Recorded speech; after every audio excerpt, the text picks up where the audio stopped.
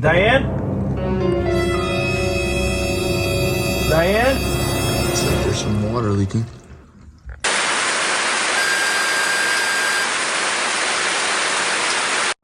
All right, tell us who you are. Who do you work for? My name is Julio. I'm the owner of PuroClean of New Bedford. We are a franchise specialized in water, fire, mold, biohazard, and we also do the reconstruction of every job that we do. Okay. And what makes you different from other restoration companies? Ooh, there's a lot. There's many different companies out there. We have a process of working. We try to help out the client the most that we can, and we try to help out the agencies that works with us. We help out the clients by providing them free scope. We don't like the fact that we just go in there and pushing the clients to get insurances, because the more open claims they get, the higher their insurances go, and the more chance of them getting kicked out of the insurance. So if we can keep our prices low, work with the clients, we offer payment plans for them, 0 interest, to be able to help them out and make sure that they can do this in a way that doesn't hurt them as much, but at the same time that their house gets clean, remediated, and they can live in a place that is safe for them to live. All right, Julio, where are we going for the first appointment today? All right, we're going to Norton, Massachusetts. We're about to check out a mold job. Client told us that she has mold in her basement. And yeah, she says the only information that we have right now that it is near the sump pump. That's usually a very common area to have mold. Yeah, let's go check it out, see what's there. All right, Julio, where are we? All right, we are in Norton, Massachusetts. We have a mold job in the basement near the sump pump. As you can see over there, there's mold growing. The white marks are mown there. The client has allergies to mold, so because of that, this basement has a lot of contents. We're going to have to remove all of the contents from here. The client says she's okay with doing everything to a dumpster, so we're going to have to get some dumpsters here, remove everything from the house, and then after that we're going to seal the place. We're going to HEPA vacuum everything. We're going to spray antimicrobial and first hydrogen peroxide to remove all the mold, and then kill antimicrobial to make sure that no bacteria, no fungus, anything comes back. This is going to be a fairly good job. On that side of the basement, I don't know if you can see it from here, but on this side of the basement, it is a crawl space. So we're going to also be doing a vapor barrier installation over there. Ma'am? Ma'am? Diane? Diane? Looks like there's some water leaking. Diane?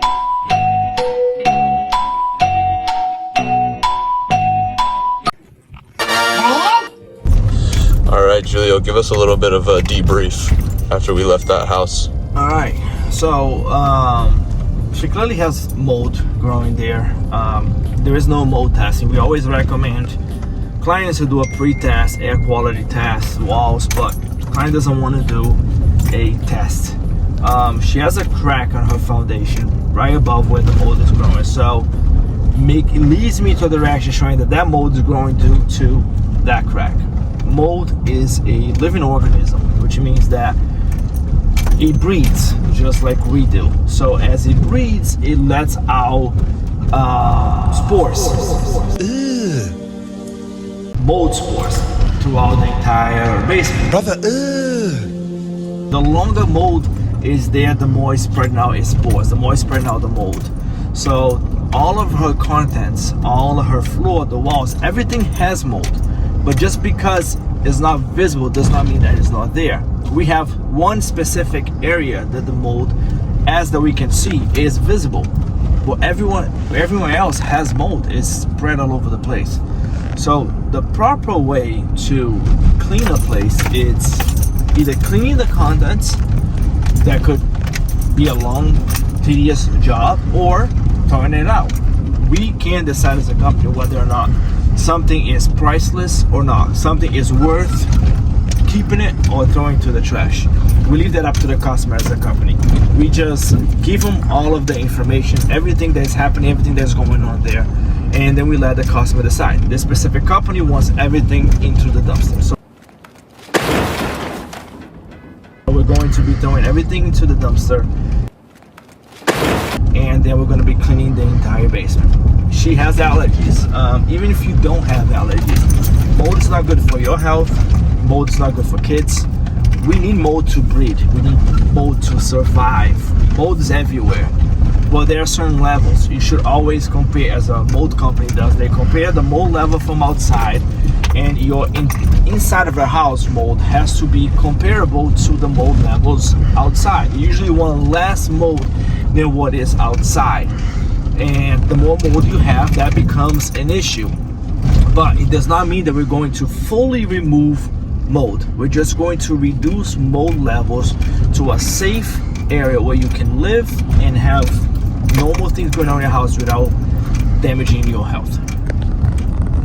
All right, Julio, a question that everyone always has on their mind. What is the most difficult or challenging thing in the registry? Wow. What is the most challenging thing for you and your team as a restoration company in the restoration industry? Look, mitigation can get expensive. Ever since COVID, materials got very expensive. Labor got more expensive. So mitigation can get expensive. So I think the hardest thing is being fair. We don't want to overcharge the client, but at the same time, we can't go too low on the price that a company doesn't make profit to the point where it closes.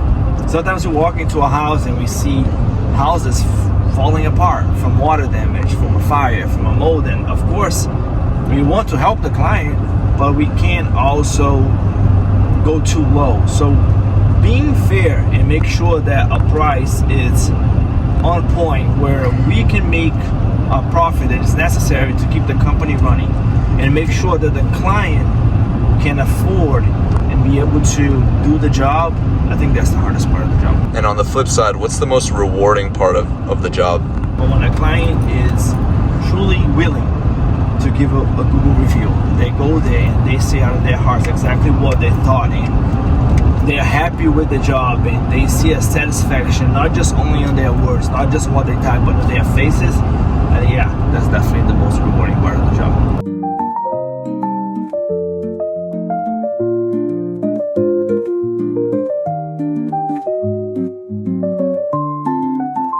Going now to Fairhaven, we have a job that has mold in the closet. This house had mold tested before, and the test failed in two specific locations. It failed in the closet, so we're going to assess the closet, and then a failed mold test in the crawl space basement. So we're gonna get under the crawl space. We're gonna look when the guy that did the mold test, he found a little bit mold underneath the bathroom. So because he found mold underneath the bathroom, that's mainly why it failed. But because the ceiling in the crawl space is covered, we're gonna have to cut some holes. We're gonna put some camera there to see if it's just on that part that's exterior showing, or is it inside that covering that's underneath the floor joist. All right, Julio. Tell us a little bit about this job. This is a crawl space, as you can see, but this is probably one of the nicest crawl space we're ever going to see. All right.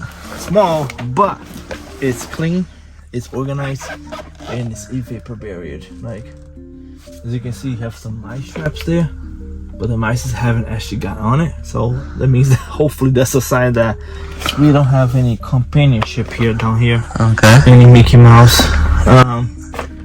Yeah, let's just do our thing. What are we doing? What are we looking for? We're looking for mold. There was a mold test. It failed down here, and it failed up top. So we're looking for signs of possible mold here. I brought my little camera, Okay. which I'm going to be inserting. The bathroom is right over here. I'm Okay. gonna be sending this camera over there, and we're gonna look to see what we find. We've been here for a couple minutes. We've been walking around or crawling around. There's some marks on the ceiling, but it's hard to identify if those marks are mold. But then we hit a spot that shows that could be mold, possibly mold here is the fact that look at that pipe, and there's a lot of water over this floor, and with an extension cord running right through, which makes it even more of an electrical issue too. Wow, There's a lot of water down in this crawl space, and that creates mold. So she has an issue where water is coming through, and when there's water, there's moisture. Moisture creates mold. So We have to figure out that problem first. We have to resolve the water issue. Once the water issue is resolved, then we have to create a plan to figure out what would be the proper, best, and fastest and least expensive way to remediate all of this mold and water that's happening over here. Okay, so we're gonna go talk to the client? Yeah, we're gonna talk to the client first, figure it out. where is this pipe from? How is this happening? Why is this happening? And see if she has any idea. If she doesn't, then we have to come back in and do more scope to try to figure out where's that water. I see that pipe dripping right there. The water is clearly coming from this pipe. But what is that pipe? Condensation? I from the heating system? I don't know. We're gonna figure it out right now. So let's go. All right, Julio, we just got out of that crawl space. Tell us a little bit about what we did there. All right, so this job has the client has done a mold report, and the mold level up in the air was very, very, very high compared to the outside level. So a lot of toxic mold is not visible, which make us assume that all of the mold is up in the joist between the insulation and the foam boards. There was water on the floor when we looked in there, coming from the heating system. So that has to be fixed. We spoke with the client, who she said that she was going to be calling the company that installed the heating system to make sure that water gets pumped outside or somewhere else outside of that basement. So as a company, we're going to be removing all of the insulation from the ceiling. We're going to be cleaning all of those joists with hydrogen peroxide. We're going to be spraying antimicrobial and trying to clean it. And then once the job is completed, we're going to be taking a mold test, a post-mold test. And if the test passes, which we usually pass it, if it passes, we'll be all done. And if it doesn't, we're going to make sure that we remediate it as many times as needed to make sure that the client has a mold, not free, but mold safe crawl space. Because there's always mold everywhere. We need mold to survive, but we need to make sure that there isn't a level where we could survive and safely. All right, Julio, last question of the day. How fast can you get to my emergency? What if it's like 2 a.m. on a Sunday and I have a emergency water damage that I need taken care of? How fast would it take you to get there? I mean, we're a 24/7 emergency company, so it doesn't matter if it's 2 a.m., if it's 1 p.m., we're gonna make it there. That's our main priority as a company. Is if there's an emergency, we're making it there. Our goal is we put a deadline for ourselves for no more than 4 hours wait. If you call us right now at 3:44, we would be there by 7:44. But that is no later than that. We try to be there in less time. If we can be there in 2 hours, we'll be there in 2 hours. But by our trainees, within 4 hours, we can dry anything and make sure anything can be properly fixed without causing the damage to be worse than it was from the moment that you called us. So yeah, 4 hours maximum, but we try to be there soon. Nice. All right, Julio, any final words before we wrap up for today?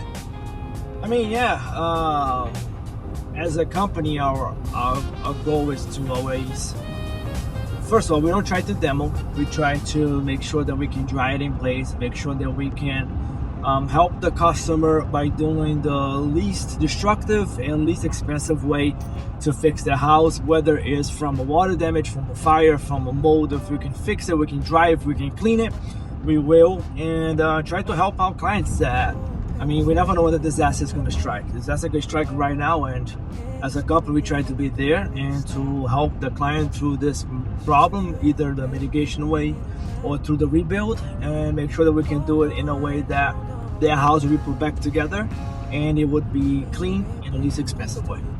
All right. Well, thank you guys so much for sitting here and being with us. And thank you, Julio, for letting us follow you around for the day. Thank you.